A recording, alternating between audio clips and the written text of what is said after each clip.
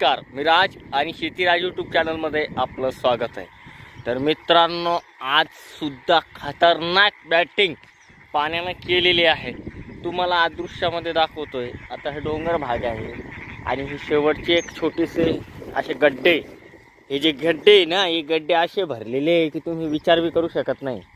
असं खतरनाक पाणी आता पडायला सुरुवात झालेली. एवढाले जे मोठाली वरम होतंय हे बा पाण्यानं आता ढसायला लागलेली. पाहू शकतोय तुम्ही. अक्षरशः खतरनाक कार्यक्रम चालू झालेला आहे पाण्याचा. असा पाणी तर सुरुवातीला का मान्सून पूर्वही सुद्धा खतरनाक पाणी आहे. विचार बी नाही करू शकत इतका खतरनाक पाणी असा असू शकतो असं वाटत नव्हतं. आणि त्यामुळे वाटत बी नाही की बाबा इतकं कसं काय खेळ का बिघडला आहे, समजायलाच तयार नाही आहे. नो चॅलेंज आहे पाण्याला बी असं दिसतंय. आणि ही जी नाला बिल्डिंग आहे आता ही जवळपास थोडाच दिवस म्हणजे थोडाच टाईम बाकी ओव्हरफुल होऊन जाणार आहे.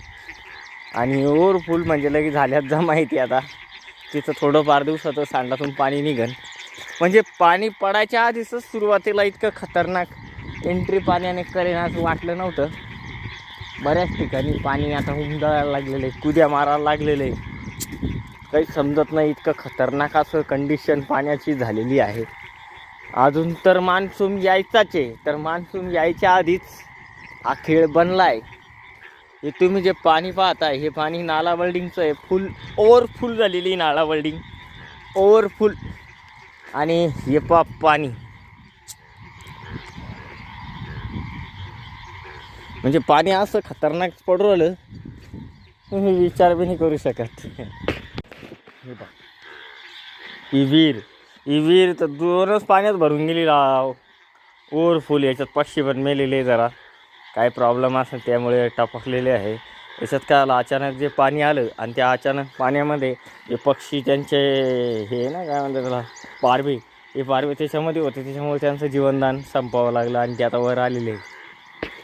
आणि यानं काय होतं, सगळ्यात जास्त मोठं नुकसान म्हणजे हेच आहे की प्रत्येक शेतीचं आता नुकसान होतं. हे बाय हे जसे फळं झाडं आहे ते आता वाकायला लागलेले आहे. ह्याच्यामध्ये वावराची तोडफूट जास्त मोठ्या प्रमाणात उरायला लागलेली आहे. असं खतरनाक खेळ असा होऊ लागलेला आहे. त्यामुळे जरा अवघडच कार्यक्रम चालू आहे असं धरून चालू तुम्ही. आंबेसुद्धा नुकसानाचे आंब्यांचं,